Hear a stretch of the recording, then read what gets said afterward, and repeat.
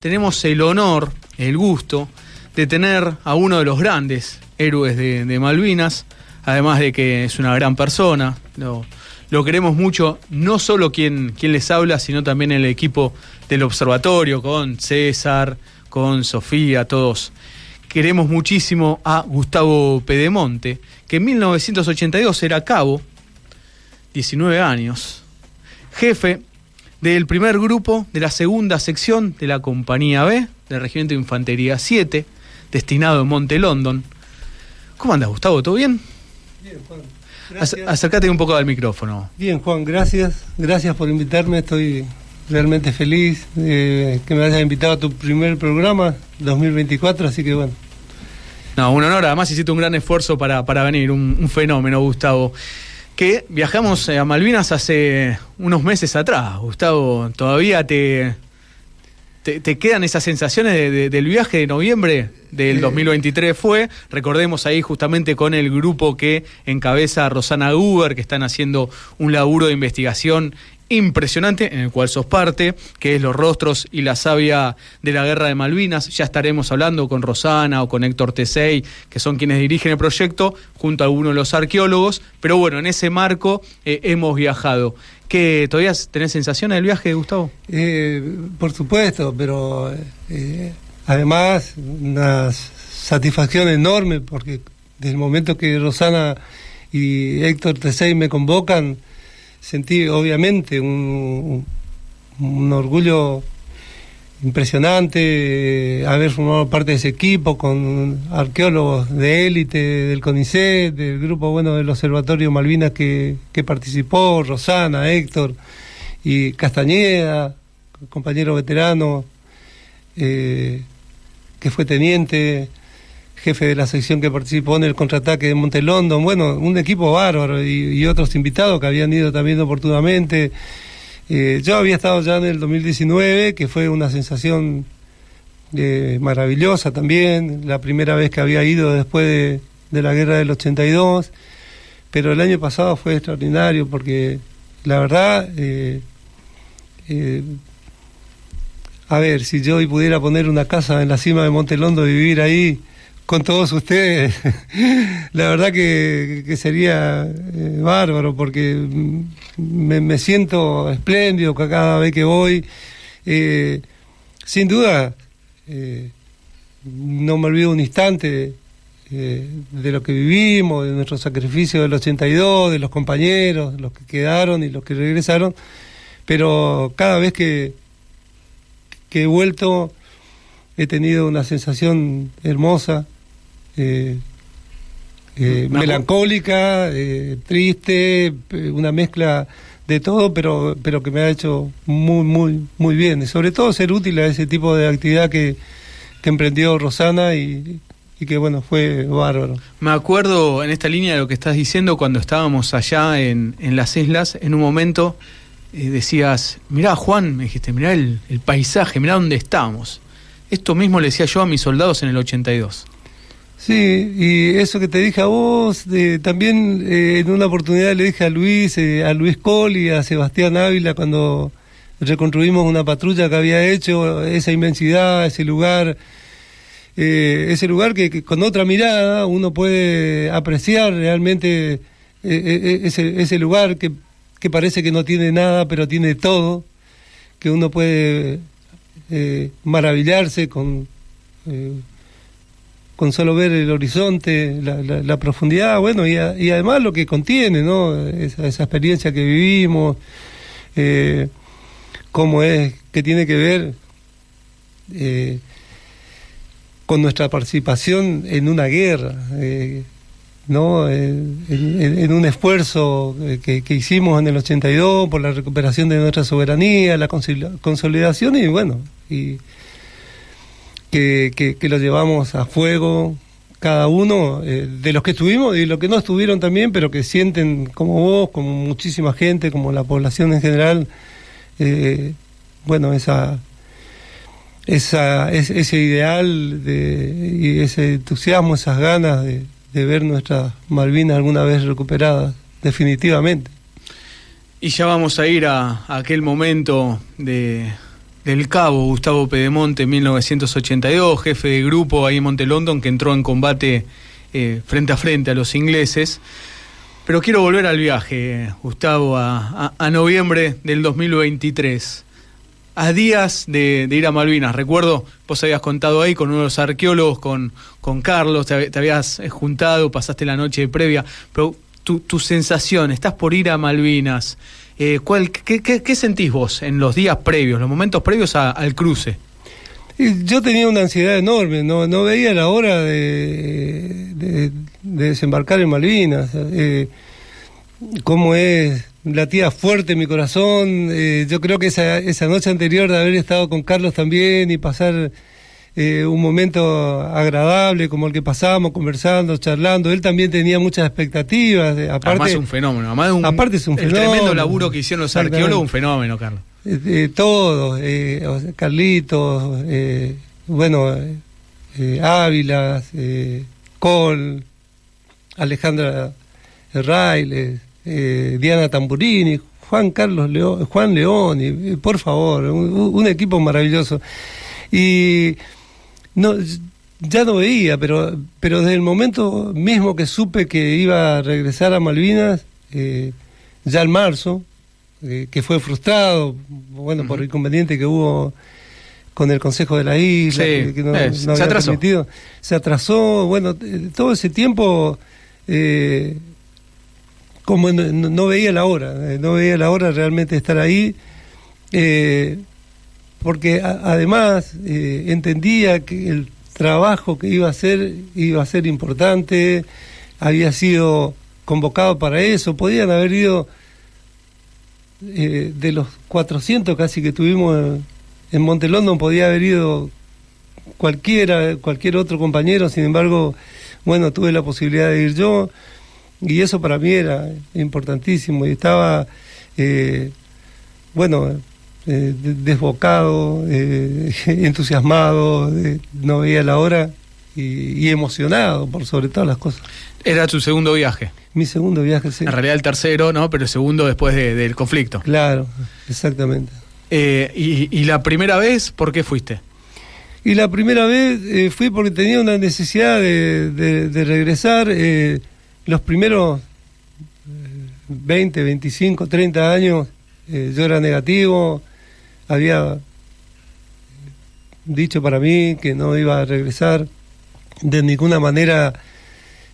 Tal vez porque repetíamos todo lo mismo, ¿no? Que el tema de la visa, el tema del pasaporte, no volver durante la permanencia de los ingleses en el lugar. Con el tiempo como que fui necesitando regresar, recorrer. Yo tengo los paisajes, tengo el mapa en mi cabeza, camino todas las noches por el lugar, no hay día que no recuerde cómo es lo distante, los momentos que estuve ahí, y había visto que otros compañeros habían empezado a ir y hablaban de que fue reconfortante, que la había hecho muy bien, a pesar de la tristeza, de la emoción, ¿no? Del reencuentro, y entonces como que se empezó a movilizar en mí esa necesidad de regresar, así que tuve la suerte en el 2019 de volver justamente por eso, para ver ese reencuentro, para ver si me hacía bien, y lo pude lograr, y fue muy bueno. La verdad, tuve la oportunidad de viajar con un compañero que también estuvo en London, que nos encontramos en el aeropuerto, que recorrimos los mismos caminos, conocer otra historia en el lugar, de una noche en la que participamos los dos juntos, pero que no sabíamos cada uno lo que había... Él era de otra sección. Realizado, estaba en otra sección, a 300 metros del lugar donde yo estaba, pero sin embargo no nos habíamos cruzado esa noche, y fue un reencuentro muy lindo. Lo caminé desde Puerto Argentino hasta mi posición, sin olvidarme ninguna piedra, ningún detalle, tal cual lo había recordado siempre. Así que después me pareció como que habían quedado cosas pendientes. Ahora mismo pienso lo mismo, que me quedan cosas pendientes. Quería estar me gustaría regresar, ¿no? Muchas veces más.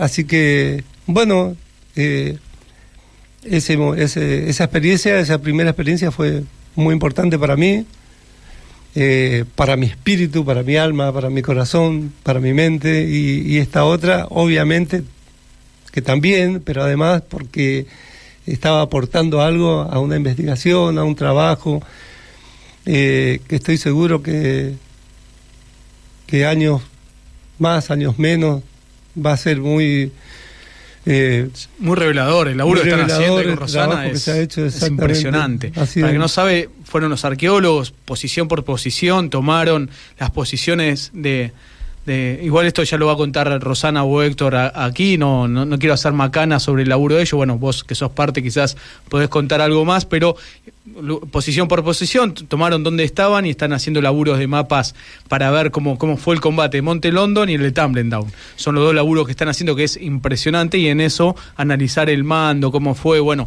la verdad que a mí lo que me pasó, Gustavo, recuerdo que nos visita aquí en el estudio de Gustavo Pedemonte.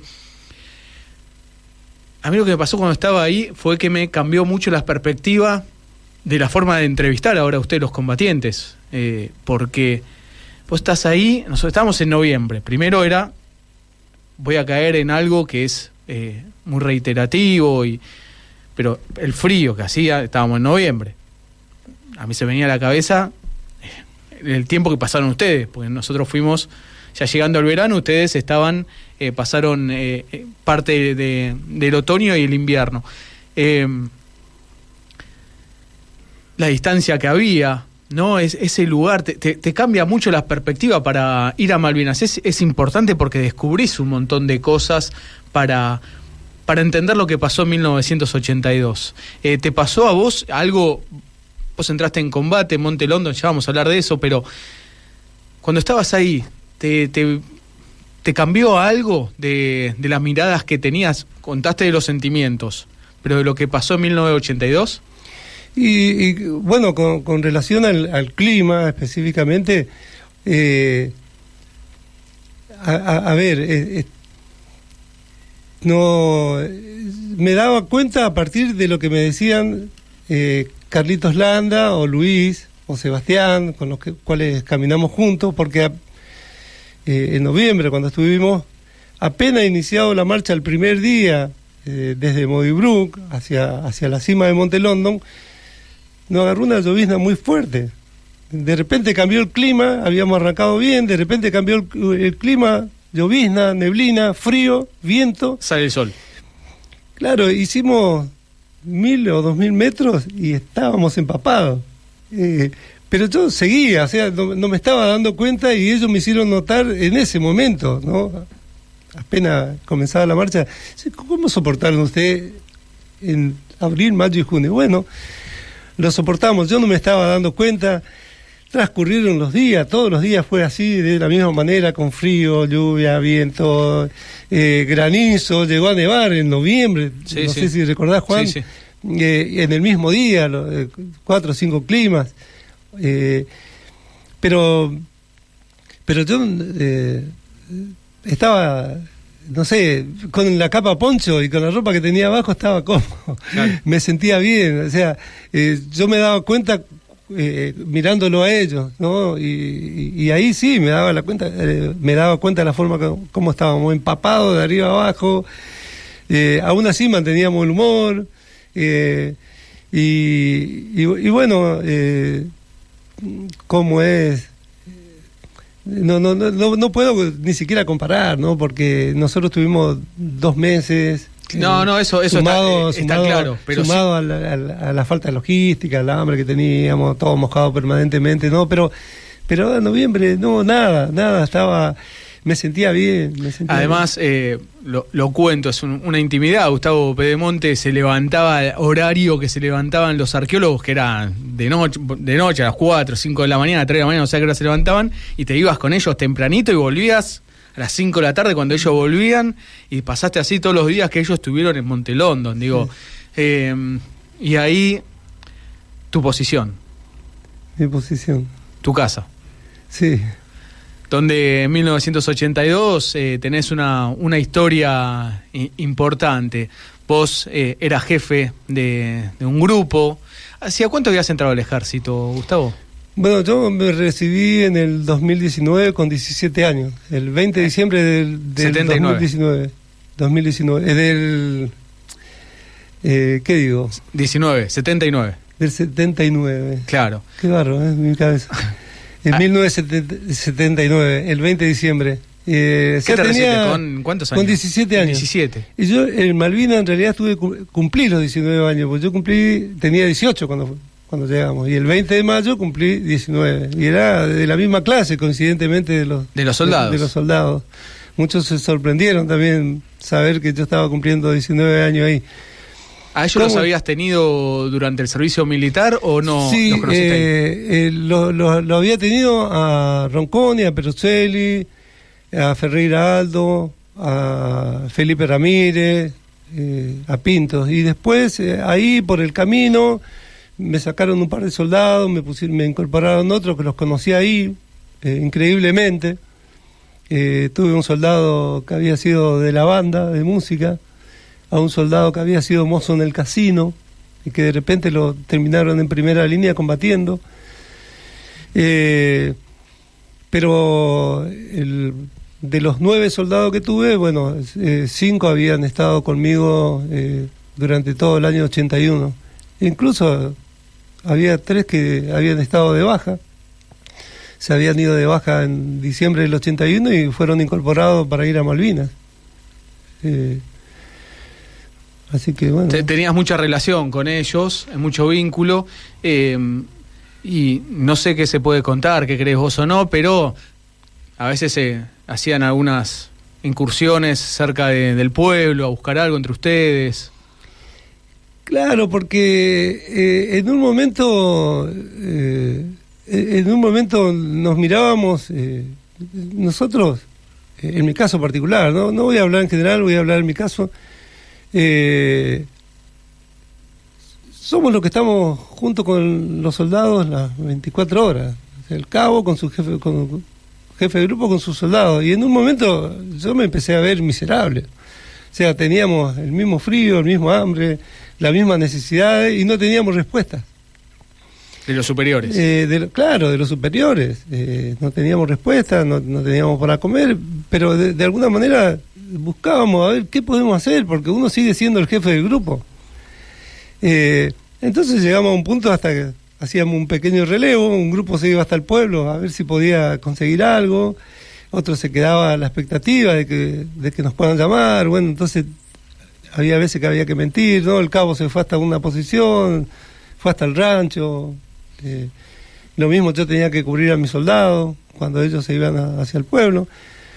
Y sí, íbamos hasta Puerto Argentino a ver si podíamos comprar o bueno, tratar de pedir, porque muchas veces tuvimos que ir a mendigar. Yo mismo tuve una experiencia, después si querés te cuento o no, muy triste, por ejemplo, que me ocurrió como cabo, como jefe de grupo, como integrante de la Fuerza Armada, ¿sí? Como es estando en el pueblo. ¿Lo querés contar? Lo que sí, para que la gente entienda más o menos lo que vivimos. En una oportunidad, llegando a Puerto Argentino, andábamos por la calle vagabundeando y viendo a ver qué podíamos pedir. Hacia la derecha de la avenida central, ¿no? La que bordea toda la costanera ahí de Puerto Argentino, frente a la casa del gobernador. Una cuadra antes había un caminito hacia arriba y se veía que humeaba una chimenea y un agradable olor a pan. Entonces caminé hacia ese lugar y vi que sacaban algunas bolsas en algunos camiones y sí, efectivamente era una panadería. Así que me quedé en la puerta esperando a ver si alguien salía conocido, alguien que le podía pedir pan. ¿Pero eran de las Fuerzas Armadas o era de ahí isleños? No, de la fuerza, de la fuerza, ¿no? De la fuerza. Seguramente era la que producía el pan para todo el claro, sí. componente, ¿no? y me quedé en la puerta. Obviamente cada uno entraba y hacía la suya.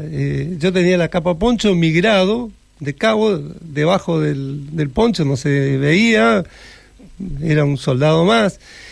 Hasta que en un momento entré por un pasillo y me quedé observando a ver si podía mangar algo. En un momento alguien se acercó, un encargado ahí con un uniforme de panadero, me preguntó qué hacía en el lugar. Entonces le dije que estaba en el monte, que estaba a 12 kilómetros aproximadamente, teníamos hambre, teníamos necesidades, no teníamos mucho para comer.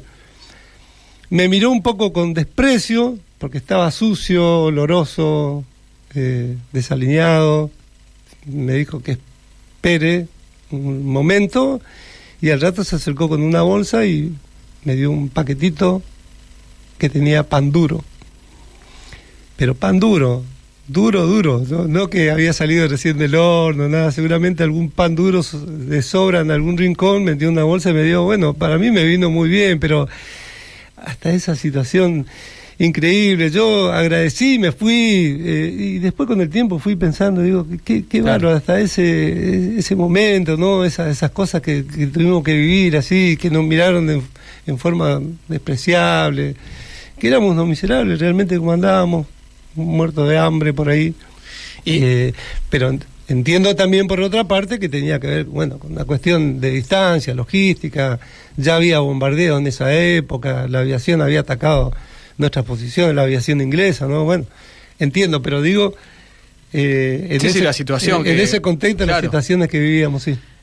Y dentro de esas situaciones, digo, recién resaltabas antes, salió que en el viaje el grupo de arqueólogos te remarcaba lo del frío, algo que es impresionante cuando estás ahí, cómo lo remarcás.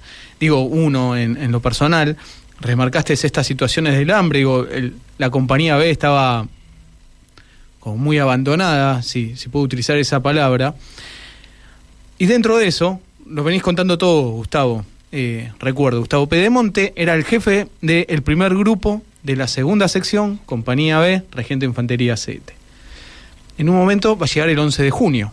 Sí. Los ingleses ya cerca. Previo a eso empiezan a pasar distintas cosas. Ya, primero, la atmósfera. ¿Se sentían que los ingleses estaban cerca de ustedes, Gustavo? No, todo muy muy lejano, todo eran comentarios como el teléfono de compuesto, ¿no? Uno decía una cosa, otro decía otra cosa. Lo único que ahí sentíamos el rigor ya de los bombardeos que se habían producido desde el 1 de mayo, bombardeos navales primero, después más avanzado la artillería naval, la artillería de campaña que se había instalado ya en cercanía, ahí de Montequem.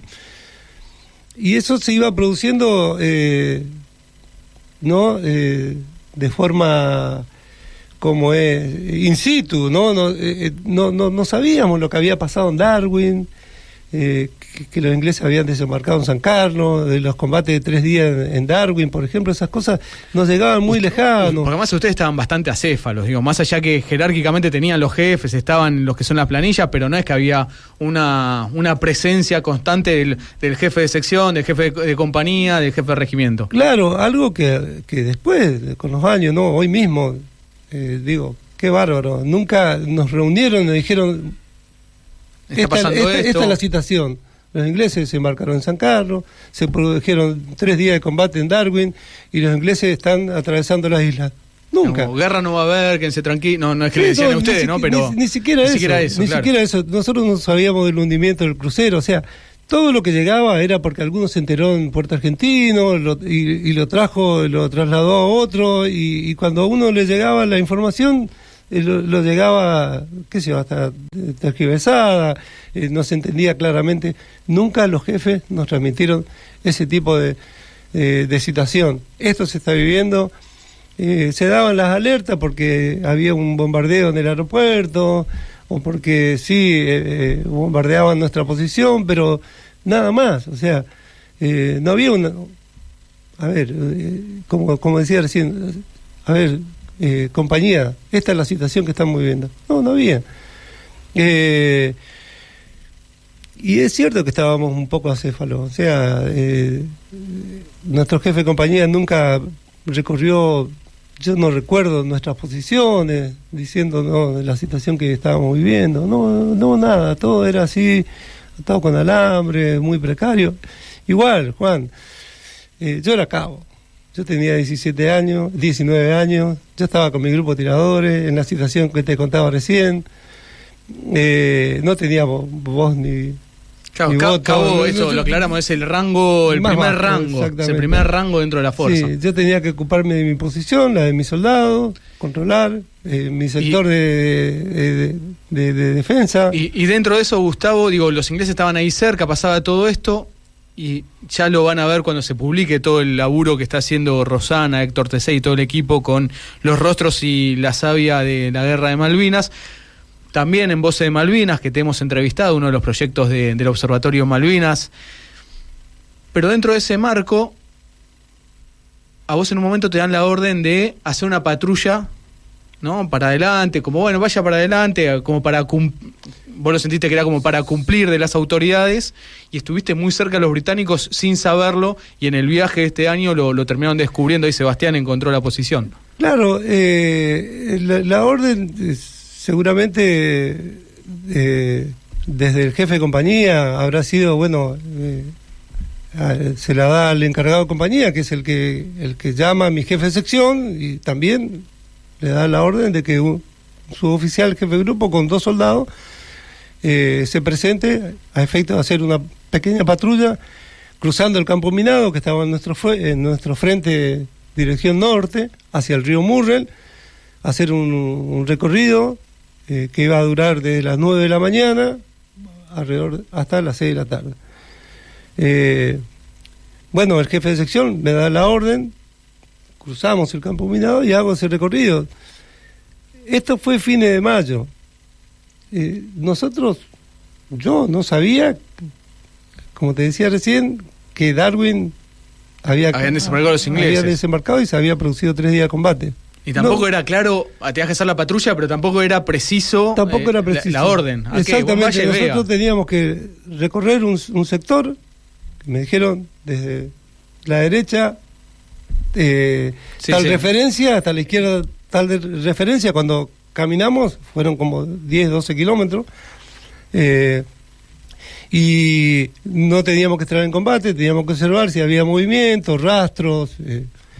y bueno, llegamos hasta un sector que reconocimos ahora con Sebastián Ávila y Luis Cole, que ese era el lugar de partida para el ataque de los ingleses. Y incluso encontramos posiciones de observador. Encontraron restos de los que estaban espiando en ese momento. Exactamente. Yo, la verdad que en ese momento nosotros no nos enfrentamos con nadie ni pudimos ver movimientos de ingleses, pero tal vez ellos sí nos estaban observando. Ellos estaban en ese lugar. Seguro, servicio de inteligencia de ellos. Porque fue fines de mayo. Sabían por dónde atacar, dónde estaban las posiciones. Exactamente. Lo marcaron todo ellos. Cuando nosotros encontramos ese lugar y giro y miro hacia Monte London con el celular nada más, agrandando la imagen y pudiendo observar, veías todo. Un observador con un anteojo de campaña, con una larga vista, con esos equipos especiales. Sí, fuerzas especiales británicas que le sobran. Exactamente. Podía estar observándonos, quién sabe, hace cuántos días y decir, bueno, acá hay un jefe porque reúne soldados, acá hay un camino, acá está la cocina, acá está el mortero, acá está el cañón. Bueno, el 11 de junio los ingleses sabían exactamente por dónde tenían que ingresar y por dónde estaban los grupos y dónde estaban los jefes de secciones. No es raro que en la primera sección haya caído en combate el subteniente Baldini, el teniente Ramos con el radar, el cabo Primero Río con el cañón y los lanzacohetes. Objetivos que directamente fueron a buscar. Objetivos que fueron a buscar. Exactamente. Que además... también esto es lo de estar ahí en el terreno, uno lo puede ver. Me acuerdo cuando estábamos ahí, vos me decías, bueno, allá estaba Baldini, allá estaba Tito Bruno, me ibas marcando, digo, es una distancia cercana dentro de todo. Y ahí empezaron los combates muy cerca de donde estaba tu grupo, 11 de junio. Claro. Empieza ese combate.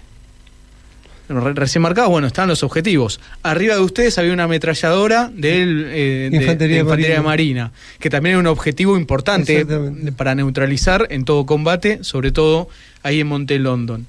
y empezaron los combates. Y empezaron los combates, sí, la tarde del 11 de junio, o el día 11 de junio, yo estuve de guardia desde las 7 de la mañana hasta las 7 de la tarde. Ese era el sistema que hacíamos nosotros en la segunda sección. Yo no sé si en la primera usaban el mismo sistema, o en la tercera sección, o otras secciones, pero en la segunda sección hacíamos 12 horas. Que la guardia era permanecer en el sector. Pero 12 horas hacía guardia el grupo. Con 3 soldados, yo y 2 soldados más. Pero frente a mi grupo nada más, o sea, no tenía que caminar todo el monte. Donde estaban, ustedes estaban de guardia. Exactamente, en nuestra sección, sí. Frente a nuestra sección, estaba de guardia. ¿Pero qué era? ¿Le tocaba por día cada uno o era todos los días 12 horas de guardia? No, se iba relevando. Después entraba otro grupo, exactamente, bien. entraba otra, y otra fracción. El 10 de junio habías estado de guardia vos. El 11 de junio. El 11, perdón, el 11 de junio, claro, el combate empezaba a la noche. De las 7 de la mañana hasta las 7 de la tarde me tocaba ese día. Ya de días anteriores nos estaban bombardeando sobre las posiciones, desde el 1 de mayo nos estaban bombardeando. La artillería naval dije primero, después la terrestre, y después también hubo ataque aéreo sobre nuestra posición. Y el día 11, como es, estando de guardia, nosotros pudimos observar temprano, alrededor de las 6:30, apenas empezó a oscurecer, un rato antes, 5:30, porque ya oscurecía temprano. Uh-huh. Nosotros con el visor nocturno alcanzamos a ver observadores ingleses. Es lo que yo hoy creo. En ese momento hasta tuve dudas, porque incluso mi jefe de sección me pone en duda. Me dijo que estábamos viendo boludeces y que apague el visor nocturno. Vos viste, movimiento británico, lo tomás y le das la información a tu jefe de grupo. Y damos la información al jefe de la sección. El jefe de la sección, ¿qué era? El sargento primero González Raúl. Como es, vimos 2 siluetas tiradas cuerpo a tierra que se movían.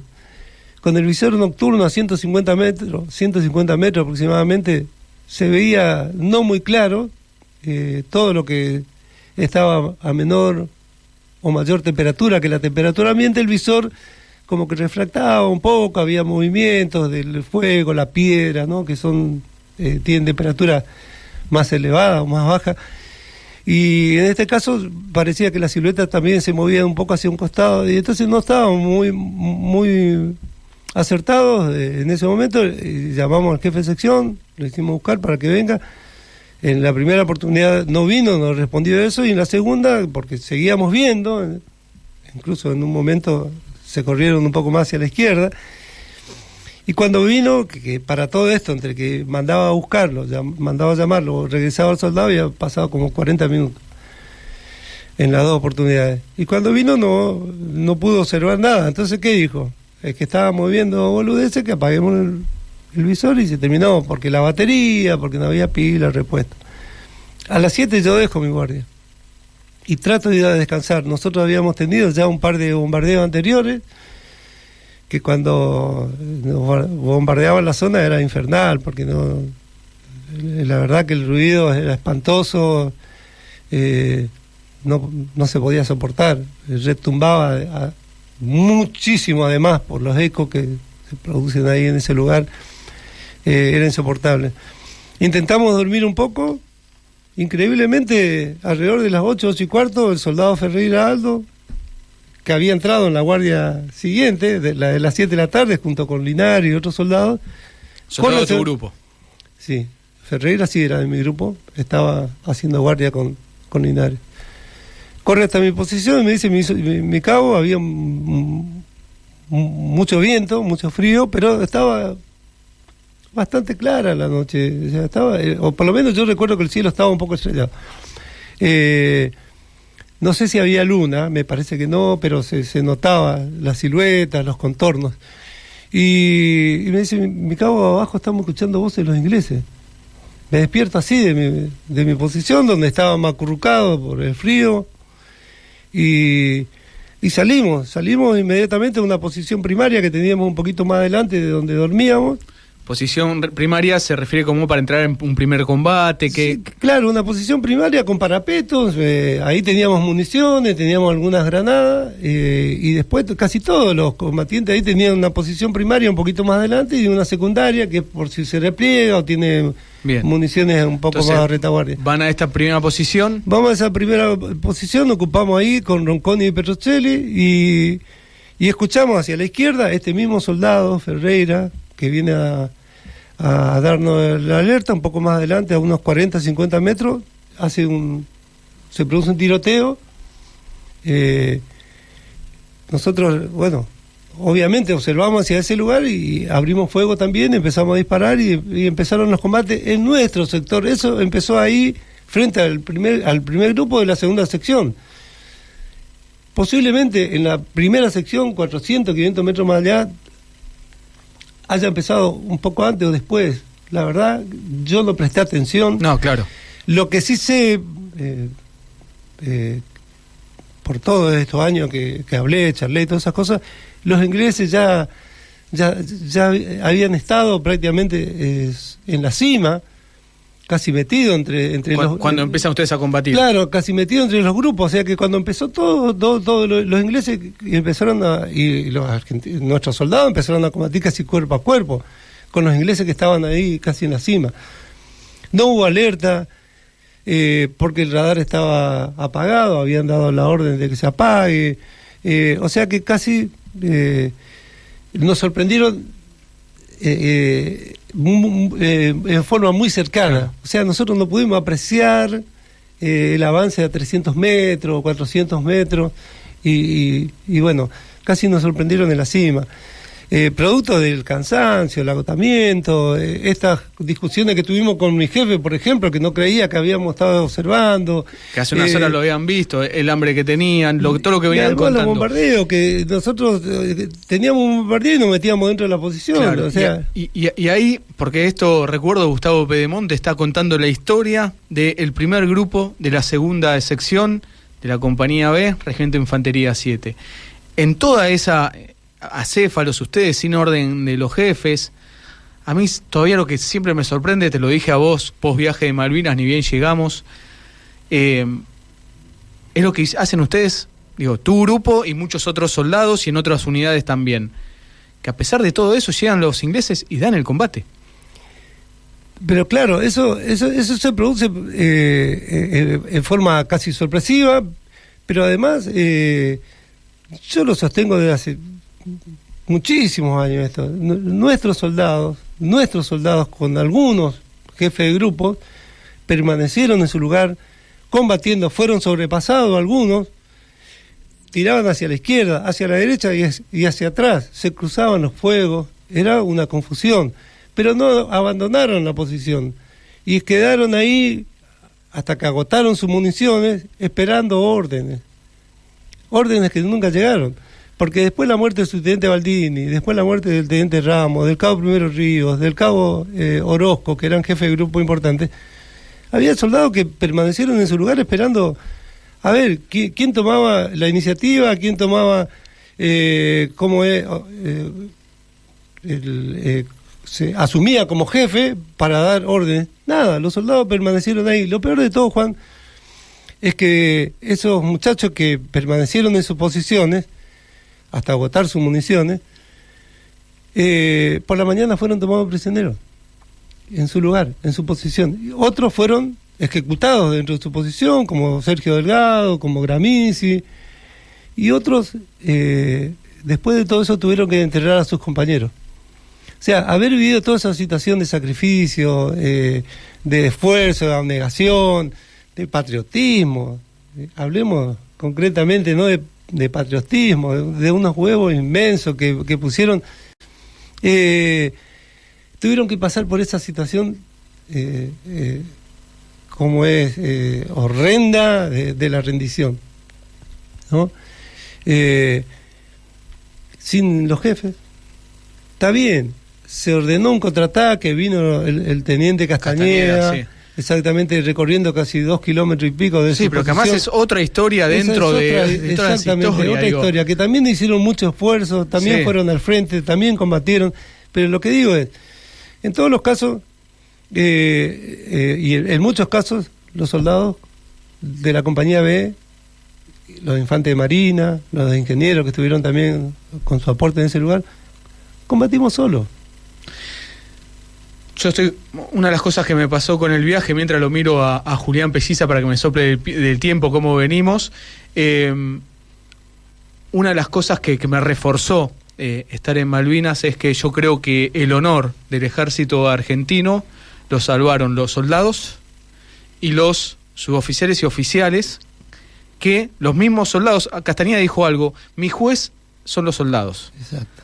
Entonces, esos superiores que son reconocidos por sus subalternos, como es tu caso y como es el caso de otros. Después muchos, como vos señalabas, se borraron, se fueron, algunos oficiales, digo, que es más grave todavía, que el oficial se haya retirado, o suboficial de muchos años de carrera, también que se haya borrado, también es muy grave. Digo, creo que ahí ustedes salvaron ese honor. Dentro de tu grupo, algo, yo sé que sería para una larga charla, pero que quieras, de forma, que nos quieras rescatar algo de lo que fue tu grupo ese momento, la historia completa tuya, una entrevista de 5 horas, hicieron en Voces de Malvinas. En Malvinas te entrevistamos en tus posiciones, caminamos con el dron, nos movimos esta posición primaria, la secundaria, ya los vamos a estar publicando todo eso, tu historia, todo, porque además todo lo que cuenta Gustavo se acuerda del nombre de todos, es impresionante, es un libro presente acá, contándonos todo el tiempo, era impresionante Malvinas, eso lo estaremos publicando, el Observatorio Malvinas UNLA, digo, pero así como para hacerlo resumido, es injusto lo que vamos a hacer porque es resumido, algo que quieras rescatar de esos grupos, porque de tu grupo eran 10. 9, o sea, 10 conmigo. Con vos, sí, el grupo eran 10. Sí. Y varios quedaron en nuestras islas, heroicamente. 6. Y 6 quedaron en nuestras islas heroicamente. Vos fuiste herido. Sí. Y herido seguiste combatiendo y retrocediste, no porque retrocediste para esto, ¿dónde están los jefes? Den órdenes, ¿qué pasa? Volviste, digo, en un momento te quedaste sin munición y ahí te fuiste, es impresionante tu historia. Pero dentro de eso, dentro de la historia del primer grupo de la segunda sección, algo que quieras resaltar, que la gente tenga que saber sí o sí. Lo mismo que resalté siempre, resalto hoy, y que tiene que ver con el recuerdo que yo tengo de los soldados con los que conduje de alguna manera, ¿no? La fuerza que me daban ellos, el trato que tuvimos. Yo a los que más recuerdo siempre son a Ronconi, a Petrocelli y a Felipe Ramírez, que felizmente vive. Ronconi y Petrocelli no. Ellos habían ido de baja en diciembre. Regresaron en abril para ir a Malvinas, se volvieron a cortar el pelo. Petrocelli quería ser fotógrafo profesional. Ronconi quería seguir la facultad, tenía su novia. Obviamente tenían sueños, ¿no?, que cumplir, y sin embargo fueron convocados, regresaron en abril del 82. Felipe Ramírez lo mismo, aunque no estaba de baja todavía en ese momento. El entusiasmo que tenían, las pilas que le ponían, los consejos que ellos me daban. Compartíamos la misma edad, sí, la misma edad, claro. Cómo es, las cosas que hablábamos, de lo que queríamos hacer. Yo le contaba acerca de mi provincia, de mi infancia. Vos sos de Corrientes. Claro, porque soy de Corrientes. Y las charlas que teníamos y el momento que decíamos, ¿qué hacemos si vienen los ingleses? Que pensábamos ese tipo de cosas, ¿qué vamos a hacer? No, le vamos a dar, vamos a quedarnos, le vamos a hacer mierda a los hijos de puta. Nosotros pensábamos eso, nosotros pensábamos en la victoria. Nosotros pensábamos... a pesar de todo lo que estaban viviendo, que contaste antes. A pesar de lo que estábamos viviendo, nosotros pensábamos Semanas sin eso. Comer, frío, sin jefes. Sí, nosotros pensábamos eso, y ellos pensaban eso. Y como que nos transmitíamos mutuamente cosas. O sea, a ver, cualquiera, hasta, no sé, no creo, ¿no? Pero cualquiera puede pensar, y me ha pasado muchas veces igual, a gente que yo le relato, los tipos dicen, qué buena película la de Rescatando al Soldado Ryan, y ven las películas norteamericanas, dice, qué peliculón, y de repente nosotros estamos contando una cosa, como te estoy contando a vos, que nos pasó a nosotros. Y no se sabe. Y la gente a veces hasta te duda. Por eso, esto que te digo, de la relación que teníamos, de la confianza que ellos me daban, de las charlas que teníamos, y después, en el combate, nos sucedió que apenas empezamos a abrir fuego, empezamos a gritar, vengan ingleses, hijo de puta, viva la patria, vengan ingleses, hijo de puta, y abríamos fuego y tirábamos a las tropas que estaban ahí a 30, 40 metros frente a nosotros, enseguidamente, y no paramos hasta que nos quedamos sin municiones, hasta que nos arrojaron las granadas y hasta que me mataron los soldados. Esas cosas la gente no sabe, ni siquiera lo han querido saber mi jefe, muchos años después. Bueno, no tuve jefe, porque esa noche de combate mi jefe desapareció. Gustavo, de tu sección, ¿cuántos, va a ser irónica la pregunta, cuántos condecorados tenés de tu grupo? No, de mi grupo, los que fueron post-mortem, de la compañía lo mismo, y los heridos. Soldados actuales, condecorados, no hay ninguno. No hay ninguno. ¿Es justo eso? Es injusto. Es injusto porque normalmente la propuesta de condecoración viene del jefe, claro, del superior, que sabe... Que se habían borrado. Exacto. Nosotros no tuvimos. Claro. Muere Baldini y no tuvimos el jefe que hayan podido relatar. Nuestro jefe de compañía estaba a retaguardia. Esto de que tienen que ser condecorados estos soldados es algo que tenemos que tomar como pueblo y no estar esperando que pase un milagro, sino que tienen que ser condecorados. Gustavo Pedemonte, estamos llegando al final. Gustavo, es el primer programa, me estoy también acomodando, yo lo sigo mirando a Julián por el tema de los tiempos. También se da, y también te pido aquí brevedad, esto lo has contado en varios lugares, se encuentra, pero ustedes tienen que ahí fallece a centímetros de ustedes un suboficial inglés. Sí. Yo no sabía quién era en principio. Nosotros rechazamos 2 o 3 patrullas inglesas que intentaban llegar hacia una ametralladora que tenía arriba de mi posición, que era una 12,7, que estaba partiéndonos al medio en el terreno. Normalmente la 12,7 se usa para ataque antiaéreo, y ese estaba tirando a tropa. O sea que los ingleses los cuentan en los libros actuales, sí, ¿no? Intentaban derribar esa ametralladora, ponerla fuera de combate, así que las patrullas subían por mi sector. Esa ametralladora estaba a cargo de Pedrito Miranda, que la encontramos, la fusta la encontramos ahora cuando fuimos a Malvinas, y se encontraban con mi grupo de tiradores que estaba ahí frente, y sobre todo con mi posición. O sea, en varios intentos ellos tuvieron de subir, nosotros lo rechazamos, hasta que en un momento... Estábamos hablando, esto lo aclaro yo, a centímetros, porque Gustavo me marcaba dónde estaban. Y es tremendo. Y hay fotografías y hay dibujos ingleses, incluso de un libro que me enviaron. Y un soldado inglés aparece frente a nuestra posición, se para frente, perdido. No pudo haber sido de otra forma, porque si no hubiera llegado y hubiera ametrallado la posición. Y abrimos fuego inmediatamente. Lo vimos ahí, giró. Tenía un pequeño equipo aparentemente aligerado sobre la espalda. Vimos la silueta recortarse, abrimos fuego, cayó y lo seguimos disparando. Abríamos fuego hacia adelante y le seguíamos disparando. ¿Cómo es? Y escuchábamos levemente, me parecía como el sonido de una radio, que ellos mismos dicen que llevaban un equipo portátil y se escuchaba como que claro, quedó bueno prendido, y nosotros le seguíamos disparando igual. Intenté salir de la posición, incluso para tomarle algo.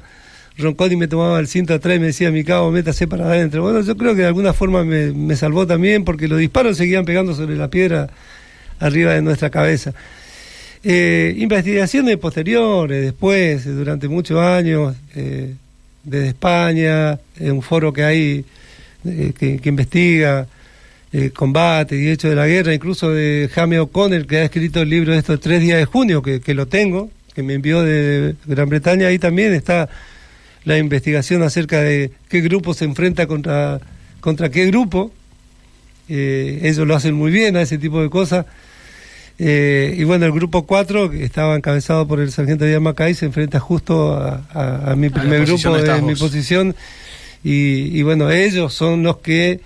los registros ingleses. Exactamente, los registros ingleses son los que ponen el nombre de este soldado que cayó frente a mi posición, que yo no sabía quién era, como el sargento Díaz Macay, que es el que recibió al final la Cross Victory, como un sargento que pone fuera de combate un grupo de tiradores, y sin embargo él fue al revés. Porque después, igual esto se encuentra después, dentro de Gustavo van a tirar granadas adentro de la posición. Exactamente, donde pero van a dar fueron la vida 40 a los 3 soldados y vos quedás herido. Exactamente, 40 minutos después de esa acción. No fue en instante, 40 minutos después. Exactamente así. Gustavo, llegamos al final, perdón que te interrumpa, además contando esto, pero además lo vamos a estar publicando toda la historia de Gustavo en el Observatorio Malvinas UNLA, porque lo grabamos toda su historia en las posiciones. Pero no quiero cerrar la nota sin que, y tenemos un minuto, Gustavo, sin que me digas cuando dicen, porque vos eras suboficial del ejército, vos te quedaste, peleaste con tus soldados, los cuales venís contando todo eso. Ahora cuando llegás acá al continente, empiezan a cargar las tintas, sobre todo en contra de los cuadros, que ustedes eran lo mismo que la dictadura. ¿Qué sentís? No, yo no sentí nada por mucho tiempo. Yo me integré a la fuerza tiempo después de haber pasado por los hospitales. El tema que, hubo también una desmalvinización dentro de la fuerza. Nosotros sentimos el abandono de nuestros jefes, de que habíamos vuelto a ser el mismo cabo de antes de la guerra, había persecuciones, los compañeros empezaron a ir a destinos increíbles como batallones, depósitos, o sea, en vez de llevar a quienes tuvimos la experiencia de haber estado en una guerra en defensa de nuestra soberanía a escuelas, a dar charlas a los cadetes, los aspirantes, qué sé yo, para transmitir nuestra experiencia, empezaron a escondernos dentro de la fuerza. Y muchos compañeros empezaron a sentirse mal, tratamiento médico, baja, juntas médicas, se fueron, yo mismo me fui en el 88, el ejército de esa época nos desamparó un poco. Y la dictadura para nosotros estábamos lejanos, nosotros éramos soldados que cumplimos una misión de consolidación de lo que fue la recuperación del 2 de abril, en defensa de nuestra patria. Yo siempre pienso, hasta ahora, nosotros somos la consecuencia de 200 y pico de años de mala gestión, de mala política, de malas negociaciones con los ingleses, de mala diplomacia, cosa que ocurre en la actualidad. Continúa la mala política, claro, la mala gestión y la mala diplomacia ante lo que es un reclamo genuino que forma parte de la Constitución Nacional, es un reclamo prioritario. Y dentro de eso es importante conocer la historia de ustedes para demostrar de que los que son responsables de lo que pasó del 24 de marzo en adelante son responsables de eso, ustedes son otra cosa, héroes. Porque vos no tenés nada que ver con lo que pasó en ese momento, pero la desmalvinización quiere hacer uso de eso, mezclar todo y bajarle el precio a ustedes. Gustavo, me quedé sin tiempo.